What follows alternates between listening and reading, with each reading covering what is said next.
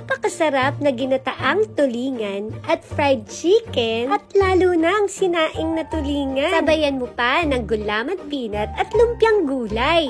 Tara, my loves! Hello mga my loves! So another food trip na naman ni Madam Cheng. Siyempre, nandito tayo sa bahay ni Angeline. Mga my loves, yung hinandang tulingan. Sinaing na tulingan yan. Ayan. Tapos, meron din dito ang ginataang tulingan. Siyempre, si Angeline nagluto niyan. At siyempre, hindi mawawala ang fried chicken para sa mga bagets. Meron din tong lumpia. Lumpiang gulay. Ayan. Tapos dito, nag-ready din siya. Tingnan mo, ang ganda naman ng sounds natin. May manok. Pipino. May loves. At, ang dessert.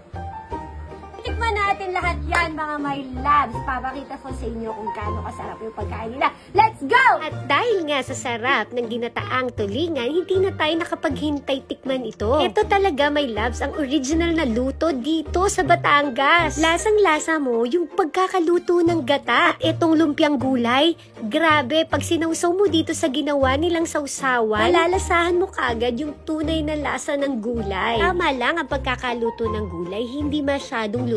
Siyempre, hindi rin hilaw. Usually kasi sinasawsaw natin to sa suka. Pero dahil may special sauce sila, masarap din pala. At dahil nandito kami sa Batangas, talagang nagpaluto kami at nag-request kami ng paglutuan naman kami ng tulingan. Tikman din natin dito yung sinaing na tulingan nila kung saan sinasamahan nila ng taba ng baboy. I'm sure kapag kinain mo yung taba, hahaba ang buhay mo. Lang, my loves. Alam nyo ba na ang tulingan, sabi nila, kailangan daw tinatanggal niyo yung buntot kasi poison daw po yun. Pero isa lang pala tong meat. Pero nasa atin pa rin yun kung maniniwala tayo. Naghanda rin pala sila ng pipino na nasa suka. Alam nyo ba kung bakit may pipino? Kasi nakakatanggal to ng umay. Ang pipino, mga my love, nakakatulong yan kung gusto nyo magpapayat at saka tinutulungan din niya ang ating katawan to balance our hydration. Sa Batangas, kapag nagluluto sila ng ginataang tulingan, nilalagyan nila ng maraming sahog na sitaw. Pag sinaing naman, may taba ng baboy at kamyas. Handa rin pala sila dito sa amin ng gulaman na may peanut at may gatas. Pinatikim din pala kami dito, ditong tinapay na to na may asukal, hindi ko alam ang tawag, pero parang Tyson bread. At syempre, ang cake ng Team GK. Palagi nyo tatandaan, mga my loves, masarap kumain kapag kasama ang pamilya at kaibigan. Enjoy your life and eat healthy food. Keep believing, mga my loves, dahil walang imposible sa taong porsigido. Thank you for watching. Bye!